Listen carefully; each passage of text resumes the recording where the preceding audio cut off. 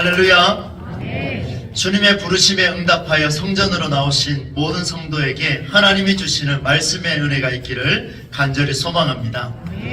인간이 태어날 때부터 이 땅에서 호흡이 끊어질 때까지 우리는 앞길을 전혀 알 수 없지만 참 많은 시간마다 행복하고 기쁨으로 살기도 하고 또 때로는 근심과 걱정으로 염려하며 눈물 쏟으며 그렇게 살아가고 있습니다. 이런 우리에게 유사한 질문이 있습니다. 아마 공통된 질문이 하나가 있다면 이런 질문이 아닐까요? 근심과 걱정이 없는 행복한 세상에서 한번 살아보면 어떨까? 여러분은 어떻습니까? 이런 근심과 걱정 없이, 아픔 없이, 눈물 없이 그렇게 늘 행복하게 이렇게 한번 살아가는 것이 어쩌면 우리의 꿈이고 우리가 이 자리에 있는 이유가 아닐까 그렇게 생각을 해봅니다. 어떤 사람은 가난을 벗어나고자 노력을 하고 어떤 사람은 스트레스를 해소받고자 또 노력하고 또 어떤 사람은 질병이 치료받고자 그렇게 살 길을 찾아서 오늘도 고군분투하며 우리는 그렇게 살아가고 있습니다. 이처럼 모든 인간은 행복을 꿈꾸지만 한편으로는 우리 인간에게는 한계가 있습니다. 어떤 한계입니까?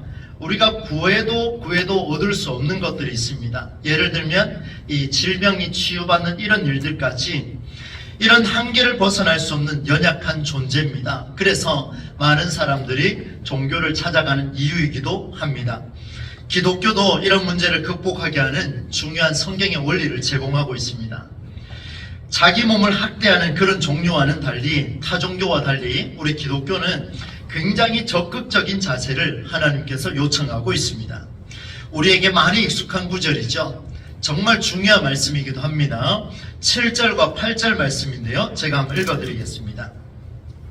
구하라 그리하면 너희에게 주실 것이요 찾으라 그리하면 찾아낼 것이요 문을 두드리라 그리하면 너희에게 열릴 것이니 구하는 이마다 받을 것이요 찾는 이는 찾아낼 것이요 두드리는 이에게는 열릴 것이니라.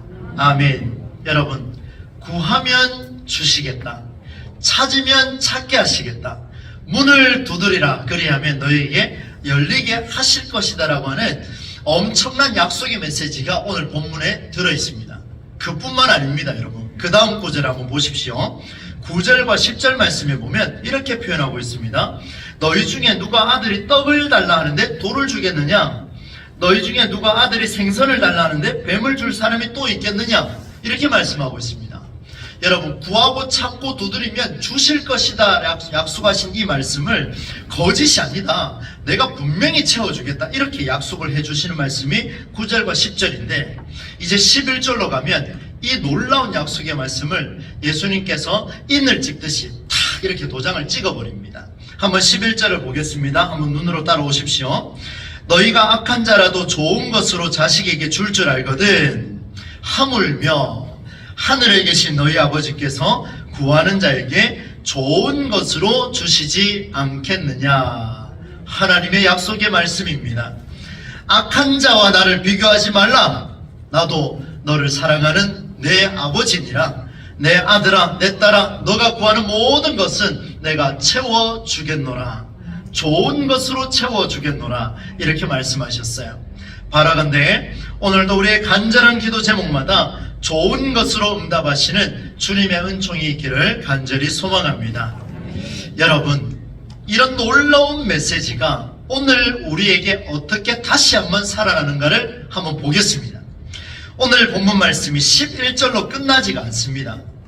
여러분, 구하고 찾고 두드리는 기도의 결론이 7절부터 시작이 되었는데 11절로 끝나면 얼마나 좋겠습니까? 그런데 놀랍게도 12절 말씀으로 결론을 맺고 있습니다.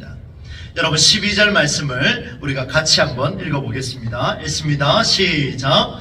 그러므로 무엇이든지 남에게 대접을 받고자 하는 대로 너희도 남을 대접하라. 이것이 율법이요 선지자니라. 아멘. 남을 대접하는 것, 너희도 대접받고 싶은 대로 많이 베풀어 주어라. 이것이 율법이고 선지자인데 완성이 됐다라고 말씀하고 있는데 이 대접하는 것과 구하고 찾고 두드려서 하나님이 주시겠다라고 약속하시는 이 메시지가 어떻게 연결이 될 수 있을까요?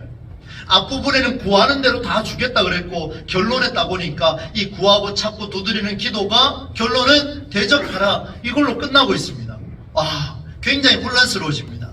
우리는 구하고 찾고 두드리는 기도에 익숙해져 있는데 왜 예수님은 이 기도의 결론을 대접하는 것이다 말씀하고 있을까요? 예수께서 이 말씀을 듣고 있는 청중에게 도대체 무슨 말씀을 하고 싶을까요? 오늘 우리 시대에 이 메시지를 듣고 있는 여러분과 저에게 하나님은 도대체 어떤 말씀을 우리의 가슴에 다시 한번 이 새기시려고 몸부림치고 계실까요? 이제 여러분을 그 말씀 속으로 함께 들어가기를 원합니다. 그래서 저는 오늘 여러분과 함께 7절부터 나오는 기도의 방법이 나오게 된 배경을 한번 살펴보려고 합니다. 왜냐하면요, 이 구하고 찾고 두드리는 이 기도가 위력이 생기기 위해서는 앞부분에 왜 구하고 찾고 두드려야 하는지를 예수님이 말씀해 주셨는데 이걸 깨닫지 못하면 여러분 우리의 기도가 얼마나 공허하고 무의미한 기도가 되는지를 여러분 보게 될 겁니다. 저는 많은 목회를 감당을 하면서 신방을 주로 많이 하기를 즐겨 했습니다. 그런데 이 신방을 하면서 안타까운 점들이 있었습니다. 뭐냐면 많은 상담을 이렇게 하게 돼요. 교회에서 말 못하는 상황들을 신방을 가게 되면 그 자리에서 저에게 많은 이야기를 쏟아냅니다. 하나님의 복을 구하며 저는 그들을 붙들고 기도합니다. 하나님이 이 가정에 물질의 복을 허락하여 주시옵소서. 하나님이 가정에 이 자녀들에게 건강의 복을 주시고 지혜와 명철의 복을 허락하여 주시옵소서. 하나님이 가정에 질병이 있습니다. 주여 안수하오니 여호와 라파 하나님께서 깨끗하게 치료하여 주시옵소서. 여러분 믿음으로 이 고백이 들려집니까? 얼마나 간절하게 기도하는지 모릅니다. 땀을 쏟으며 눈물을 쏟으며 가슴을 치며 탄식하며 그들을 위해서 울부짖고 부르짖는데 여러분 돌아와서는 하나님 앞에 이런 기도가 나왔습니다. 하나님, 좋은 것은커녕 그거 안 주셔도 됩니다. 잘 될 것이라는 힘없는 위로의 말만 반복하고 사랑하는 성도님 믿으면 됩니다. 구하십시오. 찾으십시오. 두드리십시오. 그러면 하나님 주실 겁니다. 막연한 위로의 말만 전하고 돌아온 제 모습을 상상하니 기가 막히더라고요. 하나님 좋은 거 주신다면서요. 제가 가서 기도할 때 그 자리에 응답해 주셔야 그게 하나님 살아계신 거 아닙니까? 하나님 응답이 잘 없어요. 얼마나 가슴이 찢어지는지 모르겠습니다. 여러분 수많은 기도 제목들 위에 응답이 되지 않을 때 주여 이래도 그 길을 걷게 하시렵니까? 라고 부르짖고 있는 제 모습이 드러났습니다. 그래서 저는 구하고 찾고 두드리는 이 놀라운 기도의 깊은 의미를 앞서 말씀드린 대로 7절부터 나오는 이 기도의 방법이 나오게 된 배경을 분명하게 살펴보려고 합니다. 여러분 그 내용이 1절부터 6절까지 말씀에서 상세하게 기록하고 있습니다. 이 또한 예수님의 말씀의 한 부분이죠. 여러분 1절을 한번 보십시오. 같이 한번 읽어보겠습니다. 1절입니다. 시작.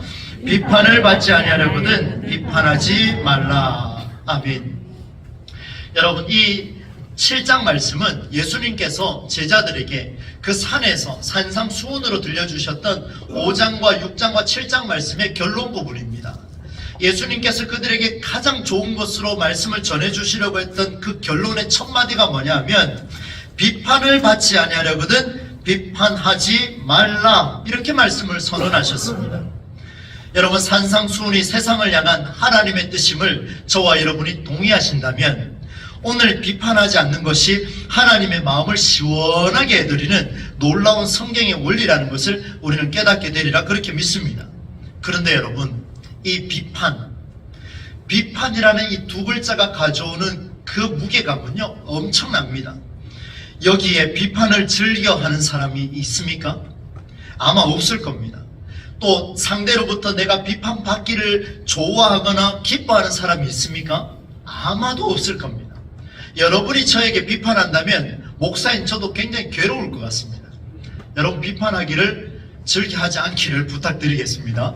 여러분 비판하는 것을 좋아하는 사람도 없고 기뻐하는 사람도 없습니다. 그런데 왜 비판할까라고 생각을 해보니까 왜 사람들이 이렇게 비판하기를 즐겨할까라는 생각을 해보니까 나도 모르게 밀려오는 스트레스 때문이라는 사실을 알 수 있었습니다. 여러분, 스트레스는 일 때문에 오는 경우는 거의 없습니다. 스트레스는 일 때문이 아니라 그 일과 관계되어 있는 사람 때문에 스트레스가 밀려오는 경우가 대부분입니다. 여러분 동의하십니까? 많은 부분에서 아마 이렇게 느껴지실 겁니다. 일보다 사람 때문에 생기는 것이 대부분인데, 의학적으로는 많은 의사들이 그렇게 이야기를 하죠. 모든 병의 근원은 무엇이다? 스트레스다. 이렇게까지 표현하고 있습니다. 참 우리에게 이 스트레스는 불필요한 겁니다. 사람으로 인해서 우리는 힘들어합니다. 그래서 비판합니다. 비판은 이런 유에서 나타납니다. 질병뿐만 아니라 질병 때문에 나를 지켜보는 누군가의 시선이 두렵기 때문에 화가 나고 힘이 듭니다. 결혼과 취업을 앞둔 우리 청년들, 또 시험을 앞둔 우리 학생들, 여러분 보십시오. 그 시험 때문에 스트레스 받는 것이 아니라 이 시험을 못 치고 나면 부모에게서 들려지는 그 수많은 잔소리와 결혼하지 못하고 취업하지 못하고 그렇게 살아가고 있으면 오늘과 같이 명절이 다가오면 할아버지 할머니가 또 하시는 말씀이 있으시죠. 무슨 말씀입니까? 너 국수 언제 먹여줄 거니? 이런 이야기들이 계속 들려오니까 여러분, 사람 때문에 스트레스가요 굉장히 큽니다. 여러분, 한마디 한마디가 우리를 얼마나 고통스럽게 하는지 모릅니다. 남편 때문에, 아내 때문에, 자녀 때문에, 부모 때문에, 직장의 동료 때문에 등등 깊이 생각해 보니까 우리가 하루 종일 스트레스 받는 모든 원인은 사람에게서부터 출발한다는 사실을 우리는 알 수가 있습니다. 여러분, 사람은 사회적 동물이라고 하죠. 사람은 사람 없이는 살 수 없습니다. 그러나 아이러니하게도 사람은 사람 때문에 명이 짧아집니다. 여러분 공감이 되실 겁니다. 사람 때문에 스트레스를 받으며 산다라는 이 사실, 안타까움을 더해주고 있습니다. 그런데 문제는 스트레스를 주고받는 것에 사람을 향한 비판이 생긴다는 겁니다. 내가 스트레스를 많이 받았습니다. 받고 나니까 집에 와서 무슨 말을 합니까? 직장에 오늘 이런 일이 있었으니까 그 인간 보기 싫다. 그 사람 날 너무 힘들게 해. 그 부장님 날 힘들게 해. 그 사장님 날 괴롭게 해. 이런 이야기를 집에 와서 마음껏 토해냅니다. 그 왜 토해냅니까? 토해내고 나면 마음이 풀리기 때문에 그렇다라고 사람들은 답변을 하지요. 비판하지 않으면 내가 죽을 것 같아서 어떻게든 비판해야 속이 풀립니다. 남편이 출근하면 아내들은 아내들끼리 모여서 남편 욕을 합니다. 남편들은 회사에 나가서 아내 욕을 합니다. 자녀들은 학교 가서 부모 욕을 합니다. 부모는 많은 사람들을 만나서 내 자식이 이렇게 크고 있다라고 이야기를 합니다. 사랑한다면서요. 좋아한다면서요. 그를 위해 목숨까지 바친다면서요. 그런데 우리는 놀랍게도 나가서 많은 사람에게 내가 받은 스트레스를 풀고 있습니다. 비판하고 있습니다. 헤아림보다 비판에 익숙한 우리의 삶, 왜 그럴까요? 그 이유가 여러분 3절에 나타나고 있습니다. 예수님이 정확하게 짚어주셨어요. 3절 말씀을 읽어드리겠습니다. 어찌하여 형제의 눈 속에 있는 티는 보고 내 눈 속에 있는 들보는 깨닫지 못하느냐. 4절입니다. 보라, 내 눈 속에 들보가 있는데 어찌하여 형제에게 말하기를 나로 내 눈 속에 있는 티를 빼게 하라 하겠느냐. 아멘. 여러분 점점 아멘이 적어지는 것 같습니다. 왜 그렇습니까? 찔림이 오십니까? 어찌하여 형제의 눈 속에 있는 티는 보고 내 눈 속에 있는 들보는 깨닫지 못하느냐. 우리 주님 말씀하고 계십니다. 내가 아닌 다른 사람이 하는 일들은 눈에 잘 들어옵니다. 기가 막히게도 잘 들어와요. 내가 하는 일들은 내 눈에 절대로 들어오지가 않습니다. 담임 목사인 저는 부교육자들이 하는 행동이 눈에 잘 들어올까요? 제가 하는 행동이 더 잘 들어올까요? 뻔하지 않습니까? 직장의 사장님은 어떻습니까? 밑에 직원들이 일하는 거 보면 다 티 잡을 것밖에 없습니다. 그런데 내가 잘못하는 것은 보지 못해요. 남의 것은 자연스럽게 보이지만 내 것은 보이지가 않습니다. 다른 이의 티보다 나의 들보를 조심하라는 그런 말씀인데, 오늘 우리가 이렇게 살아가고 있음에도 불구하고 여전히 우리는 내 들보를 보지 못하고 남의 티를 보기 시작한다는 거예요. 신앙의 연륜이 있으면 신앙이 약한 자들의 티를 보기 시작합니다. 신앙이 높은 위치에 있으면 그런 위치에 그 위에 그렇게 우리가 항존 직분을 가지고 있으면 일반 성도를 손가락질하기 시작합니다. 교회에 와서는 이렇게 사는 게 아닙니다 라고 말하고 있으니 기가 막힐 노릇이 아니겠느냐, 이 말씀입니다. 오늘 먼 곳에서 이곳에서 함께 예배드리는 우리의 자녀들도 마찬가지입니다. 여러분 어떻습니까? 우리의 신앙생활을 하는 이유가 여기에 있다면 하나님께서는 오늘 우리 보고 심각하게 경고하실 겁니다. 그 경고의 말씀이 어디 있냐면 6절 말씀입니다. 여러분 이 6절 말씀을 함께 읽을 텐데 읽기 전에 여러분 저를 한번 보십시오. 앞부분에는 비판하지 말라, 헤아려라, 그게 예수님이 원하시는 말씀하시는 방법이다 해놓고 뒤에 와서는 구하라, 찾고 두드리라, 다 채워줄게, 그리고 마지막에서는 대접해라, 이런 말도 안 되는 완전 파도처럼 이렇게 뒤숭숭한 이런 말씀을 예수님께서 우리에게 주고 있습니다. 그런데 6절 말씀은 더 독특합니다. 이 6절 말씀이 왜 여기에 끼어 있는지, 마태라는 사람이 왜 6절 말씀을, 예수님의 말씀을 하나도 안 놓치고 기록하면서 6절을 여기다가 넣어놨는지, 예수님이 동떨어진 이야기를 했는 것을 편집하지를 않았을 터인데, 그렇다면 우리 예수님의 마음이 무엇인가를 6절을 읽으면서 우리가 깊이 한번 새겨보겠습니다. 6절을 같이 읽겠습니다. 시작. 거룩한 것을 개에게 주지 말며 너희 진주를 돼지 앞에 던지지 말라. 그들이 그것을 발로 밟고 돌이켜 너희를 찢어 상하게 할까 염려하라. 아멘. 여러분 무슨 말인지 이해가 되십니까? 여러분 집에 가서 한번 읽어보십시오. 도무지 읽어도 6절은 건너뛰고 싶을 겁니다. 이해가 되지 않아서 아마 건너뛰고 싶을 겁니다. 여러분 저는 이 6절 말씀을 깊이 묵상을 했습니다. 또 실험을 했습니다. 왜 예수님이 이 6절을 넣어 놓으셨을까? 왜 마태만, 복음서 기자가 4명이나 있는데 마태만 이 구절을 꼭 하고 이렇게 집어넣어 놨습니다. 성경이 거짓이 아니라면, 성경이 잘못된 것이 아니라면 이 말씀은 오늘 우리에게 주시는 통찰이 엄청나다라는 사실을 기억해야 하겠습니다. 여러분 마태복음은요, 다른 복음서와 달리 이 마태복음을 읽고 있는 대상들이 누구냐면 바리새인들, 소위 율법을 암송하고 잘 아는 바리새인들, 오늘 우리에게는 신앙생활을 오래 한 사람들, 목회자를 비롯한 직분을 받은 자들, 그리고 명절 아침까지 이 성전을 지키는 우리 모두에게 주시는 하나님의 말씀입니다. 다시 말하면 하나님을 그래도 나는 알고 있습니다, 나는 주님을 나의 구주 하나님으로 믿습니다 라고 고백하는 우리에게 주시는 하나님의 말씀이라는 것을 기억하신다면, 여러분 이런 배경으로 6절을 살펴보겠습니다. 여기 보니까 거룩한 것을 누구에게 주지 말라 그럽니까? 개에게 주지 말며, 또 그 다음에 너희 진주를 누구에게 던지지 말라? 돼지 앞에 던지지 말라. 여러분 혹 여기에 반려견을 키우시는 분이 계신다면 여기에서 나오는 이 개를 제가 같이 전라시키거나 이런 것이 아니라는 걸 이해하셔야 됩니다. 오늘은 우리에게 참 유익한 동물로 다가오지만 과거 유대인들에게는 굉장히 불경한, 부정스러운 동물이 개와 돼지였습니다. 그 시대로 가서 제가 설명하는 거니까 저에게 우리 목사님 개를 무시하더라 이런 얘기 하시면 안 됩니다. 네, 여러분 보십시오. 개와 돼지에게 거룩한 것을 주지 마라. 그럼 두 부류가 나왔습니다. 거룩한 것과 진주, 개와 돼지 이렇게 표현했어요. 이제 이것을 불경한 것이다 표현을 하겠습니다. 거룩한 것은 무엇이고 불경한 것은 무엇입니까? 여러분 우리 기독교에서 거룩한 것은 무엇이고 불경한 것은 무엇입니까? 제가 이렇게 메모를 쭉 써내려갔습니다. 거룩한 것은 무엇일까? 한번 써보니까 이렇게 쓰여졌습니다. 사랑하라, 거룩한 것이죠. 겸손하라, 거룩한 것입니다. 온유하라, 오래 참으라, 정결하라, 너무 많은 것을 쓸 수 있었어요.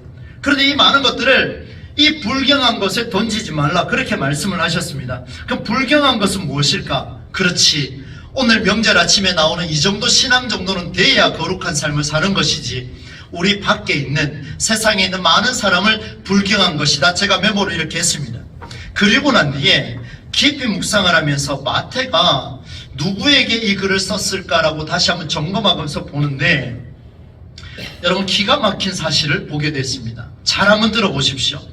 만일 여러분 신앙이 없는 자들, 우리 교회를 벗어난 자들, 우리 가족 중에 예수 믿지 않는 자들, 이런 자들이 사랑이 무엇인지 알까요? 모를까요?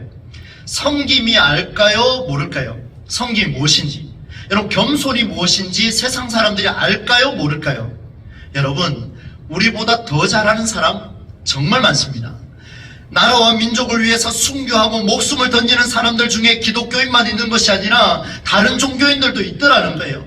무엇이 옳은 줄 알고 무엇이 그른 줄 알고 옳은 길을 위해서 성인 군자로 살고자 몸부림친 사람들도 있더라는 사실입니다. 그렇다면 여러분, 우리가 말하는 이 거룩한 것과 부정한 불경한 것 뭐 차이가 나타나지 않습니까?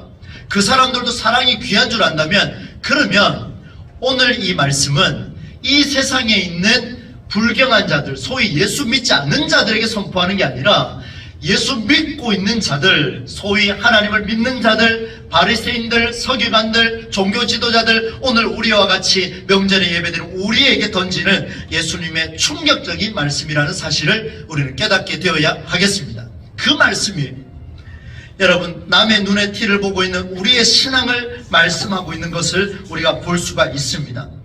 개와 돼지가 상징하는 것이 불경건한 신앙의 모습을 의미한다면 이것을 우리에게 적용시키자면 이렇습니다.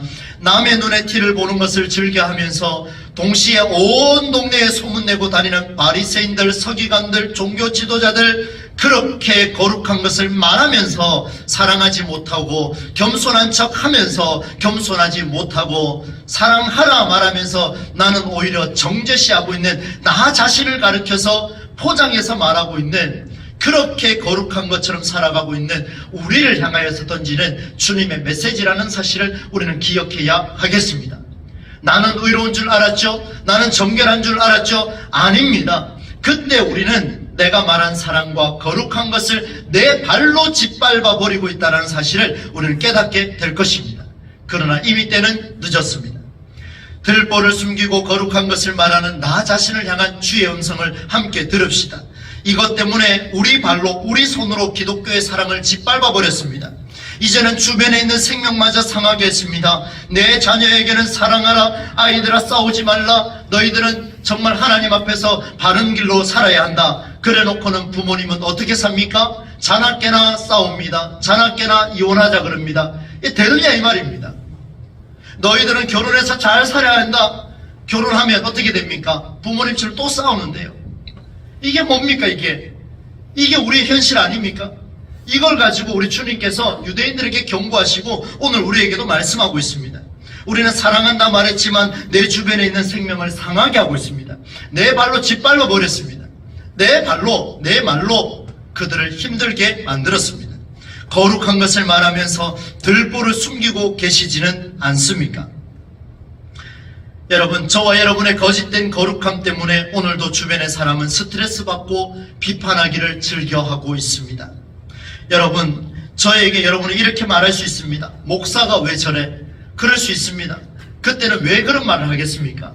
우리가 알고 있는, 여러분 강단에서 여러분 사랑하셔야 됩니다. 오늘도 불경하게 살지 마시고 거룩하게 사셔야 합니다. 이렇게 선포해놓고 내려가니까 목사 또한 인간적인 생각으로 살아가니 여러분 입에서는 그렇게 나올 수밖에 없습니다. 그게 뭡니까? 비판이지요. 그러니 제가 그렇게 살면 안 된다라는 걸 이 말씀을 통해서 주님이 저에게 먼저 말씀을 주셨어요. 얼마나 감사한 말씀인지 모릅니다. 아닌 것 같지만 자신의 들보를 보지 않고 남의 티를 보는 것 때문에 하나님이 친히 지으신, 하나님이 친히 예쁘게 빚으신 내 아내가 힘들어하고 있습니다. 내 의로움 때문에, 내 잘난 척 때문에, 내 지식 때문에 오늘도 내 자녀들이 힘들어하고 있습니다. 나의 이 거룩함 때문에 오늘의 내 부모님이 힘들어하고 있습니다. 오늘 주님께서 우리에게 말씀하시지요. 비판으로 인해서 그들의 희생이 아닌 오히려 그들을 헤아림으로 얻게 될 진실한 사랑, 너희들로 통해서 받기를 원한다. 그렇게 말씀하고 있습니다. 오늘 우리가 옆에 사람을 한 번 더 헤아려 주신다면 하나님의 형상을, 하나님의 마음을 그 토기장이가 빚은 그 땀과 피와 수고의 땀방울을 이제 읽어드리는 것과 같습니다. 한 번 더 헤아려 보시기 바랍니다. 비판하기보다 더 헤아리셔서 그들에게 은혜를 끼칠 수 있는 우리의 삶이 되기를 간절히 소망합니다. 그런데 여러분, 이렇게 사는 것 쉽습니까? 여러분 한번 답해 보십시오. 쉽습니까? 어렵습니까? 아멘하고 받으면 살 수 있습니까? 못 삽니다.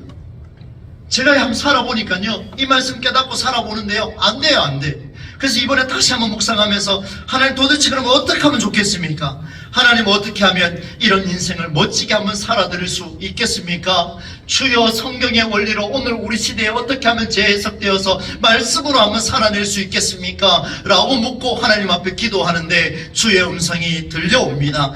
여러분 7절과 8절 말씀입니다. 이제 이 말씀을 뜻을 생각하며 깊이 우리 같이 한번 읽어보겠습니다. 시작. 구하라 그리하면 너희에게 주실 것이요 찾으라 그리하면 찾아낼 것이요 문을 두드리라 그리하면 너희에게 열릴 것이니 구하는 이마다 받을 것이요 찾는 이는 찾아낼 것이요 두드리는 이에게는 열릴 것이니라. 아멘. 할렐루야. 우리의 문제, 나의 부족함 때문에 하나님 내게 채워주시옵소서라는 기도가 아니라는 사실을 오늘 주님께서 말씀해 주고 있습니다. 하나님, 남의 눈에 있는 그 티만 볼 줄 알고 내 안에 있는 들보를 보지 못하는 이 연약한 하나님의 형상, 이 죄인, 주여 나는 죄인입니다. 이 죄인을 용서하여 주시옵소서. 나는 헤아릴 줄 모릅니다. 나는 헤아릴 줄 모릅니다. 나는 사랑하라 말하면서 사랑할 줄 몰랐습니다. 하나님, 이렇게 부르짖고 있는데 하나님 답이 없네요. 아들아, 내 딸아, 구하라. 그리하면 내가 줄 거다. 찾으라. 내가 찾게 할 것이다. 너의 그 들보를 보게 할 것이다. 아들아, 이제는 힘을 내거라. 내 딸아, 다시 한번 용기를 내거라. 문을 두드리라. 그리하면 내가 열어줄 것이다. 우리 주님께서 이렇게 말씀하고 계십니다. 여러분, 우리의 연약함을 이제 하나님 앞에 다 내어놓읍시다. 사랑하는 성도 여러분, 이것은 얼마 남지 않은 시간 곧 십자가를 지고 피와 땀을 쏟아낼 나의 주 나의 하나님 예수 그리스도의 탄식하는 소리입니다. 좋은 것을 구하고 계셨습니까? 그렇다면 주님께서 좋은 것으로 여러분에게 채워주시리라 그렇게 믿습니다. 그러나 여러분, 여기에서 좋은 것이란 내 기준에서 나오는 그 좋은 것이 아닙니다. 내 기준이 아니라 바로 주님이 보시는 좋은 것이라는 사실, 하나님이 손수 빚으신 여기 계신 우리 하나님의 형상 한 사람 한 사람을 더 헤아려 주기를 원하시는 그 주님의 마음, 그렇게 못하니까 한 번 더 구해라, 내가 도와줄게, 이렇게 말씀하시는 그 은혜가 우리 가운데 있습니다. 이제 말씀의 결론으로 들어갑니다. 여러분, 이 말씀의 11절에 우리는 이렇게 읽었습니다. 악한 자라도 좋은 것으로 자식에게 줄 알거든 하물며 너희 아버지께서 구하는 자에게 좋은 것으로 주시지 않겠느냐, 이렇게 말씀하고 있습니다. 여러분, 마태복음과 누가복음은 이 동일한 내용을 같이 기록하고 있습니다. 이제 여러분, 누가복음 11장 13절 말씀을 보시면 제가 읽어드립니다. 마태가 기록한 이 좋은 것이라는 것을 똑같은 구절인데 한 개 단어만 다릅니다. 들어보십시오. 너희가 악할지라도 좋은 것을 자식에게 줄 알거든 하물며 너희 하늘 아버지께서 구하는 자에게 좋은 것이라 기록하지 않고 너희에게 성령을 주시지 않겠느냐. 아멘. 여러분, 왜 그렇습니까? 좋은 것이라고 이야기해 놓으니까 이 좋은 것은 사람이 착각하더라는 거예요. 그 똑똑한 누가가 뭐라고 이야기하냐면, 그거 인간이 말하는 좋은 거 아니다. 우리가 할 수 없으니까, 우리가 감당할 수 없으니까, 우리 한계 속에서 스트레스 속에 빠져 있으니까 너 자신을 돌아보라. 너를 돌아볼 수 있을 때 혼자 못하니 내가 도와주겠다. 누가 도와주신다고요? 성령께서 도와주겠노라 말씀하고 계십니다. 인간은 비판하지 않고는 살 수 없는 존재입니다. 거룩한 것을 말하면서 오히려 그 거룩한 것을 내가 짓밟고 다른 이들을 상하게 하며 나 자신도 무너지게 하는 것이 우리 연약한 인간입니다. 그래서 우리는 하늘 아버지께서 구하는 자에게 함께 하시는 성령의 함께 하심을 구해야 될 줄로 믿습니다. 바라건대 올 한 해 동안 성령의 도우심을 구하셔서 여러분의 가정과 여러분의 삶과 여러분의 일터와 특별히 우리 동부제일교회 위에 하나님의 놀라운 역사가 나타나기를 주의 이름으로 간절히 축원합니다. 우리가 함께 이 길을 한번 걸어보십시다. 이게 우리 마음의 준비가 돼야 되지 않겠습니까? 이제 새로운 새 가족들이 늘어나게 된다면 우리는 그런 마인드를 갖추어야 합니다. 헤아릴 줄 알아야 합니다. 한 번 더 다가가야 합니다. 한 번 더 손을 잡아줘야 됩니다. 한 번 더 그를 살펴야 됩니다. 만일 그렇게 살피지 않는다면 우리는 이런 소리를 듣게 될지도 모르겠습니다. 5절 말씀입니다. 외식하는 자여, 외식하는 자여. 이 말씀이 우리 귀에 들릴지도 모르겠습니다.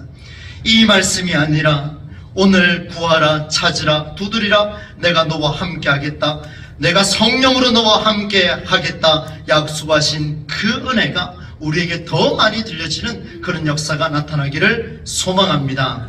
명절을 지나는 중요한 시점입니다. 새롭게 시작하는 2023년 중요한 시점입니다. 예수께서 보이신 그 길, 예수님께서 오늘 말씀하신 그 간절한 그 메시지, 이 메시지를 우리의 가슴에 삼아서 이제는 우리가 하나님의 놀라운 계획에 오늘도 사랑과 헌신의 도구로, 헤아림의 도구로, 그리하여 가정 공동체가 회복되어 나가는 모든 가정 되실 수 있기를, 이 일에 우리가 쓰임받을 수 있기를 주님의 이름으로 간절히 축원합니다. 하나님 아버지, 명절 아침에 주일을 허락하여 주시고 귀한 메시지를 통하여 오늘 우리가 어떻게 살아야 할 것인가를 말씀을 통해 주시니 감사합니다. 하나님, 우리는 내 안에 있는 들보보다 남의 눈에 있는 티를 보기를 즐겨했고 남을 비판하기를 즐겨했고 내가 스트레스 받으니 그를 죽이고자 했습니다. 오늘 주신 말씀은 하나님 아버지, 나로 인하여서 거룩한 것이 짓밟히지 않도록 주여 우리와 함께하여 주옵소서. 성령 하나님, 우리와 동행하여 주시옵소서. 그리하여 구하고 찾고 두드리는 모든 기도의 제목들 오늘 성령의 함께 하심으로 응답받는 우리 모두의 삶이 될 수 있도록 축복하여 주시옵소서. 예수님의 이름으로 간절히 기도하옵나이다. 아멘.